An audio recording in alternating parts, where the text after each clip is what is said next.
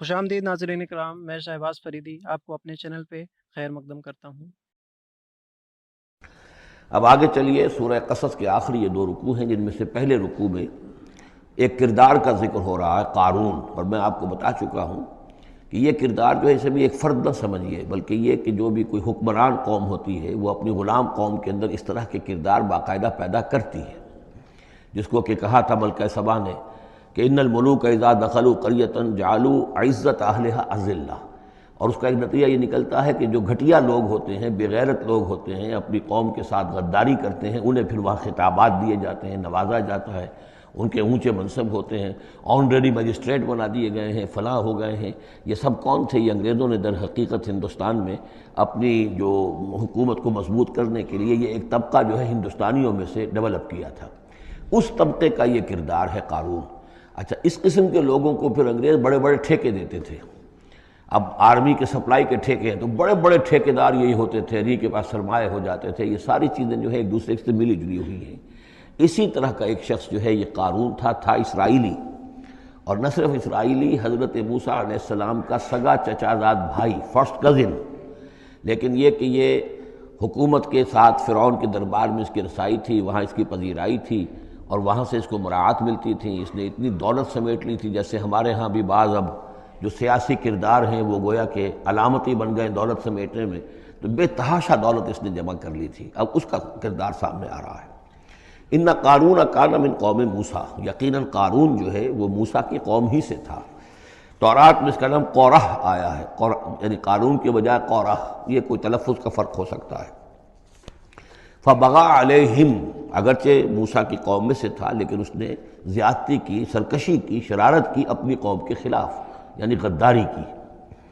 وَآتَيْنَاهُ مِنَ الْكُنُوزِ، اور ہم نے اسے اتنے خزانے دیے تھے، مَا إِنَّ مَفَاتِحَهُ لَتَنُوءُ بِالْعُصْبَةِ أُولِي الْقُوَّةِ، کہ اس کی کنجیاں اٹھانے کے ضمن میں بڑے طاقتور جوانوں کی ایک جماعت بھی تھک جاتی تھی۔ یہ ذرا بات سمجھ آج نہیں آئے گی کہ آخر اتنی وہ کنجیاں کتنی ہوتی ہوں گی۔ تو اصل میں یہ کنجیاں جو تالے ہیں ہمارے جس طرح کے، یہ تو اب ایجاد ہوئی ہے۔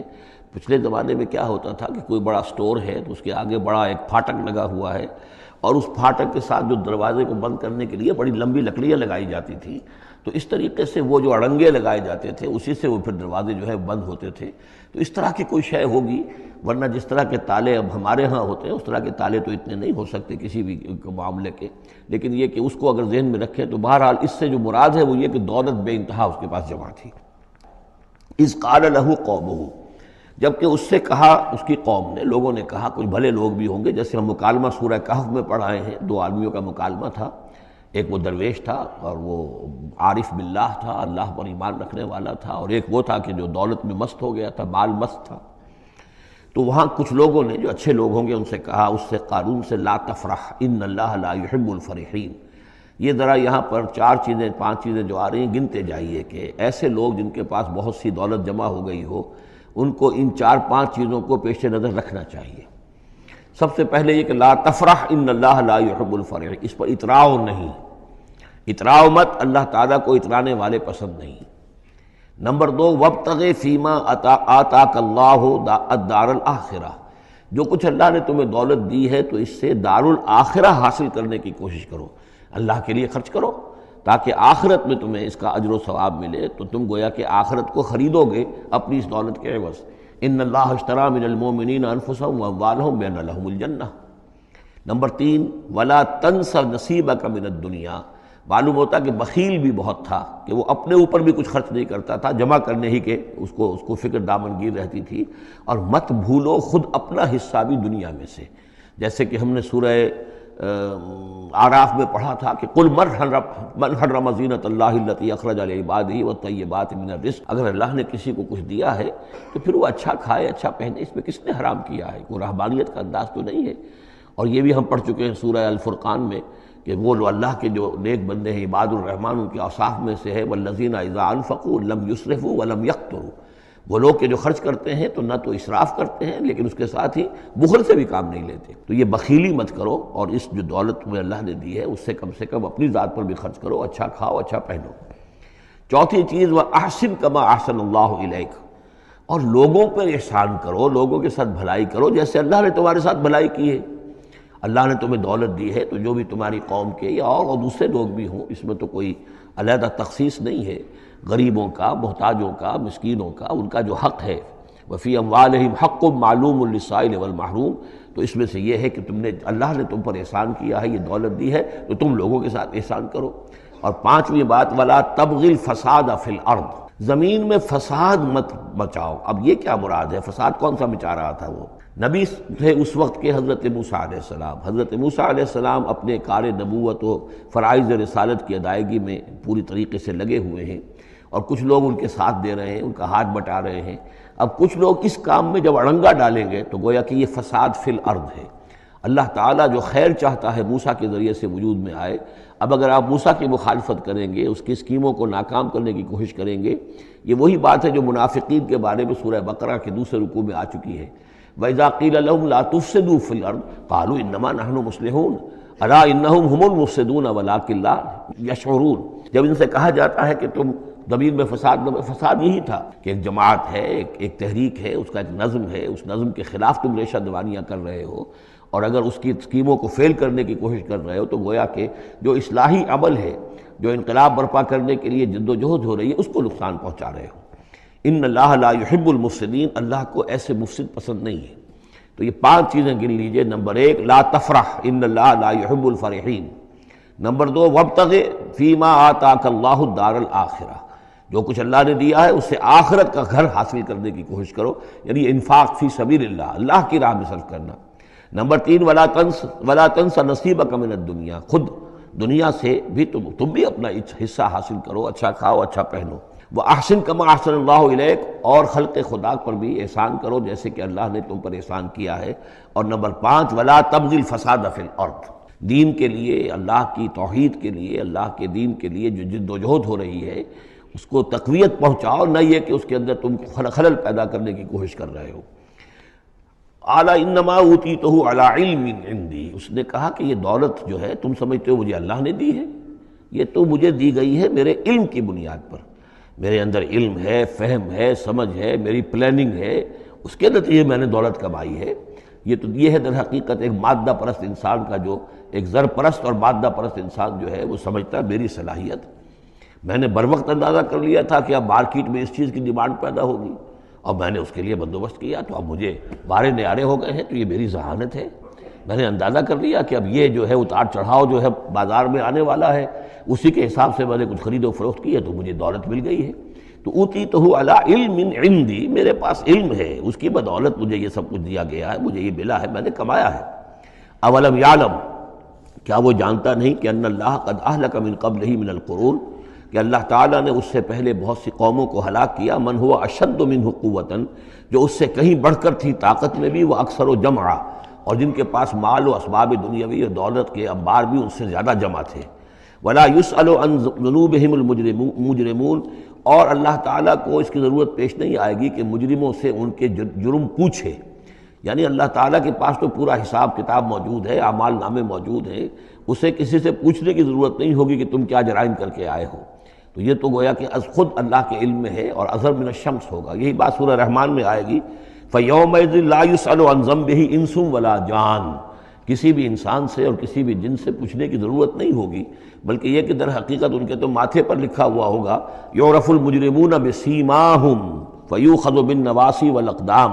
مجرم تو اپنے پیشانیوں سے پہچان لیے جائیں گے، اور یہ کہ پھر ان کو سر کے بالوں سے اور ادھر سے قدموں سے، دو طرف سے پکڑ کر، ادھر سے سر کے بال اور ادھر سے پاؤں پکڑ کر اور ٹاس کر دیا جائے گا جہنم کے اندر۔ تو قال انما اوتیتہ علی علم عندی اولم یعلم ان اللہ قد اہلک من قبلہ من القرون من هو اشد منہ قوۃ واکثر جمعا ولا یسأل عن ذنوبہم المجرمون فخرج علی قومہ فی زینتہ۔ اب ایک دن ایسا ہوا کہ وہ نکلا اپنے پورے ٹھاٹھ باٹھ کا اظہار کرتے ہوئے، خدم و حشم کو لیے ہوئے، بیش قیمت کپڑے اور خلعتیں پہنی ہوئی، اور سواری کے اوپر اپنی دولت کا بھی مظاہرہ کرتے ہوئے۔ قال الذین یریدون الحیاۃ الدنیا، تو اب جو اس معاشرے میں وہ لوگ تھے کہ جن کی نگاہوں میں، خود ان کی اپنی نگاہوں میں بھی دنیا کی زندگی کھبی ہوئی تھی، اور جو چاہتے تھے، طالب تھے دنیا ہی کے،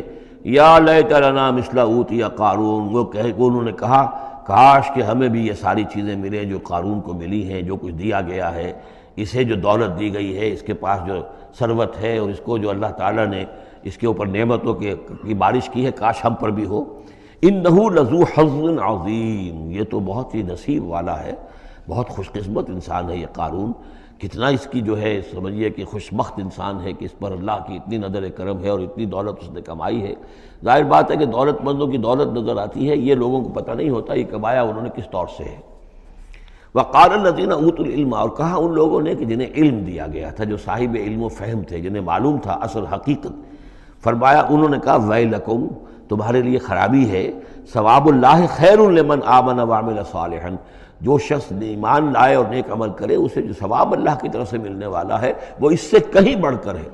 تم حسرت کے ساتھ اس کی دولت کو دیکھ رہے ہو، اس کے ٹھاٹ باٹ کو دیکھ رہے ہو، اس کی شان و شوکت کو دیکھ رہے ہو، اور تمہیں حسرت کا احساس ہو رہا ہے۔ اگر تم واقعتاً ایمان اور عمل صالح کی شرائط پوری کرو تو جو کچھ اللہ تعالیٰ تمہیں دے گا خود اس دنیا میں بھی، سورہ نور میں ہم پڑھ چکے ہیں،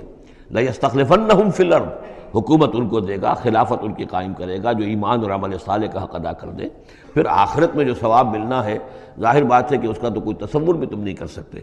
وَلَا يُلَقَّاهَا إِلَّا الصَّابِرُونَ، لیکن وہ جو صبر ہے، وہ جو اجر و ثواب ہے آخرت کا، وہ انہی لوگوں کو حاصل ہو سکے گا کہ جو صبر کرنے والے ہوں۔ اس دنیا میں وہ جیسے بھی ہو ضروریات پوری ہو جائیں، بس اس سے زیادہ کی ہوس نہ رکھیں، ایسا نہ ہو کہ کسی کے سامنے ہاتھ پھیلانا پڑے۔ حضور کی حدیث ہے ما قل و کفا خیر مما کثر والہا، کم ہو چیز لیکن کفایت کر جائے، ضرورت پوری ہو گئی، وہ اس سے کہیں بہتر ہے کہ زیادہ ہو، بہتات ہو، دولت بہت ہے اور وہ اللہ سے غافل کر دے، اس لیے کہ جب بہتات ہوگی تو انسان پر غفلت طاری ہو جائے گی۔ جب ایسا ہو کہ آج کے کھانے کا تو ہے، کل کے لیے اللہ پر توکل ہے تو اللہ یاد رہے گا، پھر انسان اللہ کو بھولے گا نہیں۔ تو ما قل و کفا خیر مما کثر والہا ولا يلقاها الا الصابرون فخسفنا به وبداره الارض، تو ہم نے اسے یعنی قارون کو اور اس کے محل کو ہم نے دھسا دیا زمین میں، اللہ تعالیٰ کی طرف سے عذاب خسف کا آیا اس پر۔ فما كان له من فئة ينصرونه، تو اس کے نہ تو کوئی ایسا لاؤ لشکر رہا کہ جو اس کی مدد کرتا من دون اللہ، اللہ کے مقابلے میں، وما كان من المنتصرین، نہ خود وہ اس قابل تھا کہ کوئی انتقام لے سکتا اللہ سے، معاذ اللہ۔ وَأَصْبَحَ الَّذِينَ تَمَنَّوْا مَكَانَهُ، اب وہ لوگ کہ جو تمنا جنہوں نے کی تھی بالامس، جو گزشتہ شام، اب جس رات کو وہ خسف ہوا ہے، اگلے روز جو دھوم مچی کہ وہ تو قارون کا محل جو زمین میں دھس گیا، اس کے سارے خزانے بھی گئے، وہ خود بھی گیا زمین کے اندر، تو اب جو وہاں پر شور ہوا ہوگا تو وہی لوگ جو پچھلی شام کو تو یہ کہہ رہے تھے کاش ہمیں بھی وہی کچھ ملے جو کچھ قارون کو دیا گیا ہے، یہ تو بڑا خوش قسمت انسان ہے۔ وَأَصْبَحَ الَّذِينَ تَمَنَّوْا مَكَانَهُ، جنہوں نے یہ چاہتا کہ وہی مقام و مرتبہ اور وہی چیزیں انہیں بھی مل جائیں، بالامس سے پچھلی دن، یقولون، وہ یہ کہنے لگے یہ وَيْكَ أَنَّ اللَّهَ يَبْسُطُ الرِّزْقَ لِمَن يَشَاءُ مِنْ عِبَادِهِ وَيَقْدِرُ، کہ بھئی یہ تو اللہ تعالیٰ کی طرف سے ہے کہ وہ جس کے لیے چاہتا ہے رزق شادہ کر دیتا ہے اپنے بندوں میں سے، اور جس کے لیے چاہتا ہے تنگ کر دیتا ہے یا ناپ تول کر دینا شروع کر دیتا ہے۔ لولا ان من اللہ علینا، اگر اللہ تعالیٰ نے ہم پر احسان نہ فرمایا ہوتا،